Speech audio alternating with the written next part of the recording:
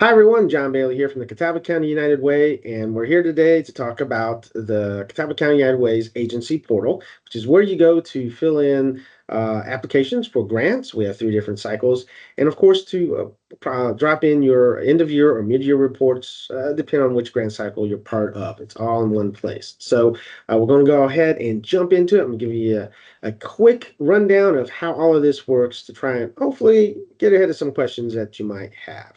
So let me share my screen here real quick. All right. So what you should be looking at the moment is the Catawba County United Way's main web page. And it's just ccunitedway.com, as you can see up here.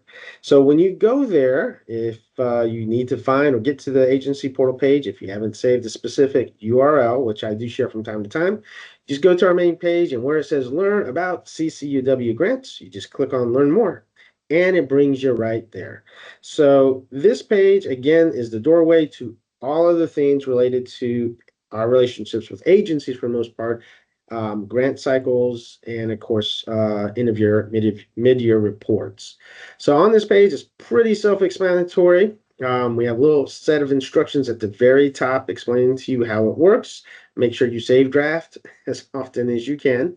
And that you always make sure that you use that preview button before submitting the final version of any of your applications or reports, just to make sure you've got it down the way you need to, because once it's submitted, it will not be reopened on your side. So, however, I can get to it on the backside if something happens and we need to fix something. But it's best to always double check with that preview button. So the big thing though on this page to learn about are these little things right here in blue. So the login, how to create an account, of course, resetting your password, making sure you log out, and I do have a little informational page here about the process itself. But the big thing is creating an account. Once you create an account, you'll have access to all your current, future, and past forms that you've filled out for us, whether they're applications or reports. And that's key because one of the things our system does, and we use one each as our platform, it saves different forms and applications, submitted ones anyways, when you hit that submit button, it saves them by date. So I'm going to log in here in a minute and I'll show what that looks like. But what it means is you'll have access to past reports or past applications if you just need to take a look at maybe some of the things you've done in the past as you rework different parts of the application or the form as you move forward. The other thing is when you create your account, it's going to ask for an email address. Okay, and I'm already set up in there. But it'll ask for an email address and, of course, a username. You get to pick whatever the username is, but the email address is particularly important because that will be a shared, sort of a shared key for your account for your agency. The agency only gets one email address to connect all of your applications and all your reports with. If someone, and this is only important if someone leaves, your agency and it was set up with their email address, and y'all don't sort that out before that happens, you won't be able to get back in because you won't have access to their email if it goes dead, and you won't be able to do this, which is reset your password. And so once you created your account, you provided the email address and your username, and you've created your password. If you ever forget your password, the great thing about this new system that we have is you can reset it anytime.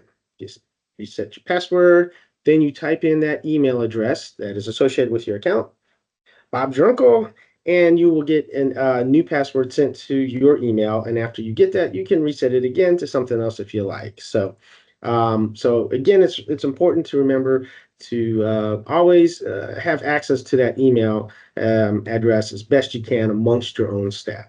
So let's go ahead and log in. And again, as you can see here, there is reset your password button on this main portal page in case you ever forget your password. And I keep bringing that up because sometimes it's several months between the times that you guys will go into these portals, and it's quite possible you'll forget unless you do what I do, which is write everything down the old-fashioned way. So, But if you do, like I said, our system allows you to reset your password based off of that email account that you use to create the account. Now let's go ahead and look at logging in. Oh, one other thing about this page is, of course, there'll be a video here, this video actually, just to give you guys a little glimpse into what it is that you need to do to create your account and get that part of this process set up. But I also have some breakdown sections for our three main grant cycles. We have the large RFP grant, which is opening up soon, the Youth Council grant, which is currently open, and then the Small Businesses Love Big grant, which opens later in the fall. Well, I see September, so yeah, in the fall. But it just gives you a basic idea of what eligibility is, what the parameters are for each one of these. And there's also a link for more details. So it's just a great page to go to and look at if you're just interested in other grants, if you haven't thought about doing more than one, or if you have. All right, so let's go ahead and look at logging in. So you click on the login button. I'm going to sign in. I got my username, get my password, which I've forgotten, but I wrote down.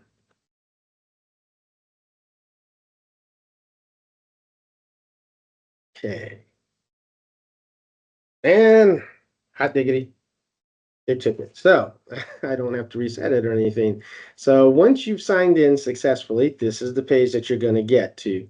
And this again lists all three of our grant cycles with all of the elements that are attached to each one. As you can see with the large RFP grant cycle, it's the only one that requires two reports, a mid-year and an end-of-year report. The other two will just have end-of-year reports, but they're all accessible from this page. Now, if you click on one and it's not open, you will get this you'll get this message. Submissions are closed. Come back another day. So that's one way to know whether or not you're in the right place.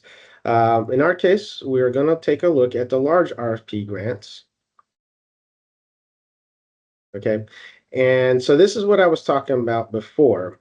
I have previous submissions in this application file from previous years. So if I was interested in looking at what I did or what I filled out, the information I gave, say 2 years ago, if I click on the previous submission buttons, it will show me. And it does it by year. So, I have one from last year and I have one that I just completed, and I can click on the 2024, and it'll show me all of that previous information that I submitted for this application that year. All right. So that could be a useful tool if you're looking to kind of tweak what you're doing in your application. The other thing is our system pre-populates all this general information, this contact information at the top of the page, which is why you see the red stars. And we like to do that as a way to make things a little quicker and easier for you, so you don't have to constantly re-enter organization names and addresses and contacts and all of that. Thing to pay attention to, though, is the program part. Now, sometimes agencies will apply for the same grants for the same program every year, which isn't a problem. And sometimes you may change things up, and you may have another program that you'd rather have funding for instead. Just make sure that you do fill that out and make that change as you go through the process. But if everything else is the same, all the contact information is the same, then obviously you can ignore that. I do leave everything else open. There are a couple other sections that are required. The eligibility information, that is a section that needs to be answered each time. And if you don't, you get this message here where it tells you, I have not answered all of these questions. So, so you would have to go back and you'd have to click on all them things. And so let's go ahead and do that right now. We'll run through this real quick here. All right, let's click them all. And I'm going to say no to everything, which means our committee will look at this application and think, yeah, this guy's probably not the person we want. So, all right. So if there is something in a previous section that needs to be filled out, again, you'll get that big warning red flag, and it'll tell you what you need to go back and make sure you do. That's only going to happen in a couple of sections, however. The program section is the next one, and you'll have pre-populated fields, of course, and then the meat of the meat of the application, questions that we're going to ask, information on the funding amount that you're requesting, information about the numbers you intend on serving and why the program is so important, things like that, the usual that you would be used to at any application process. One thing that's going to be different for us this year and going forward is that we're only going to ask for 2 outcomes. In the past, we've had several outcomes, and sorry, there's a bug in here somehow. Okay, I think it's gone. All right. So we've had we've allowed y'all to give us up to 6 outcomes. However, this year we decided to narrow it to just 2, and very specific. In this case, we're looking for an outcome that is client service based. So, how your program changed the lives of the individual or individuals that you serve. So we're looking at that in that sort of right that person that you're looking at, trying to get them service and help. We want to know how your program changed their lives. And then the second outcome will be a little more broad, and it's looking at how the program changed the community or the county overall by helping those you served. That person sitting across your table, you talked to, you helped, and you did something great for them. How did that also impact the community? So we're looking at small picture and big picture is basically what we're looking for outcomes for this upcoming year and probably going forward. Now, the rest of the application for the large RFP is pretty straightforward. Again, we will ask you to attach some documents. A lot of them will be based off of your budgets, current year's budgets, past year's budget, and a projected budget. And then the other items that will be requested, and I'm not going to go to that page just yet, of course, will be like your 501c3s, your 990s, solicitation license. Those items will all need to be attached to the application as well. Now, what's nice is as you go through, so you get this far in the application and suddenly you realize you need to have lunch, just hit that Save Draft button. And as long as you're hitting that Save Draft button, you can log out or the system could time you out. It wouldn't matter. When you open it back up, when you log back in, it'll bring you back to the page, and all that information that you provided will still be there. Okay, so this is one I just completed a little while ago. And I wanted to get down again, the outcomes is probably the biggest change for y'all as far as filling out information. And of course, you'll be attaching all of these documents. We do have demographic information that we're going to ask you guys to fill out as best as you can. We know not everyone tracks the demographics, not everyone tracks the same demographics. So whatever information that you have that you can plug into here is fine by us as long as we have some idea. And so once you get to the end of it, and this is the entire application, I know I'm flipping through it really quick. You just make sure that you do the preview. There'll be a preview button. You hit that preview button, and then you get basically this is the screen that you're going to see, and you definitely want to go back, check through everything, and then once you've done that and you get to the bottom of the page again, it will say submit, and you just hit that, and it'll obviously tell you that it's been submitted, and you'll get an email that lets you know that we've received it.